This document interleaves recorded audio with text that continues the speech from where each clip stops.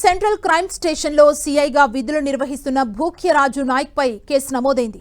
CI రాజు నాయక్ ఓ మహిళను పెళ్లి చేసుకుంటానని వంచనకు గురి చేసినట్లు తెలుస్తోంది. ఆ మహిళ గతంలో భర్త నుంచి విడాకులు తీసుకోగా తనను పెళ్లి పేరుతో మోసం చేశాడని మహిళ ఆరోపిస్తోంది. బాధిత మహిళ ఇచ్చిన ఫిర్యాదు నేపథ్యంలో ఖమ్మం 2 టౌన్ పోలీసులు సీఐ రాజు నాయక్ పై బిఎన్ఎస్ చట్టంలోని సెక్షన్ 69 కింద కేసు నమోదు చేశారు. అయితే అరెస్టుకు ముందే రాజు కోర్టు నుంచి ముందస్తు బెయిల్ తీసుకున్నట్లు తెలుస్తోంది.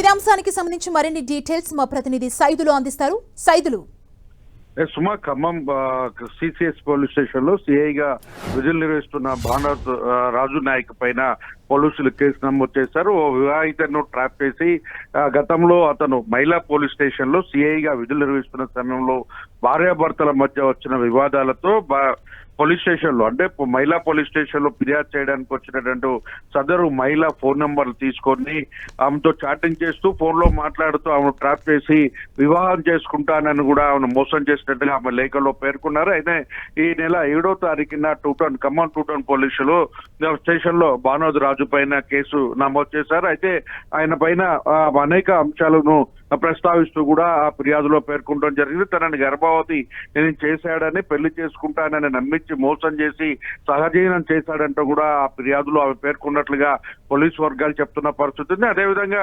గతంలో ఎప్పుడు వివాహం అనే విషయాన్ని ప్రస్తావించినప్పుడల్లా తనతో గొడవకు దిగేవాడంటూ కూడా అబార్షన్ చేయించాడంటూ కూడా ఆ లేఖలో విస్తుపోయే నిజాలను ఉన్నతాధికారుల దృష్టికి తీసుకెళ్లే ప్రయత్నం చేసింది. దీంతో ఒకసారిగా పోలీసులు కేసు నమోదు చేశారు.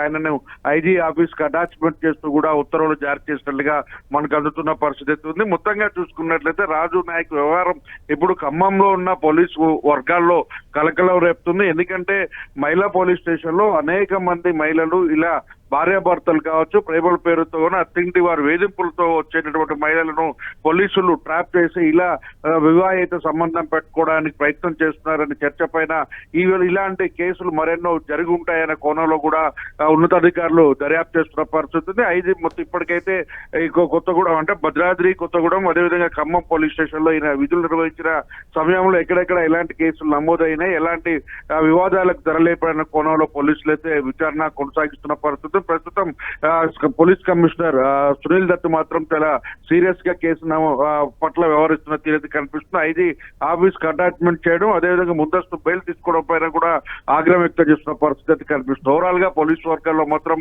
రాజు నాయక్ వ్యవహార తీరు పైన కలకలం రేపుతుందని కూడా చెప్పుకోవచ్చు. Thank you Saidulu.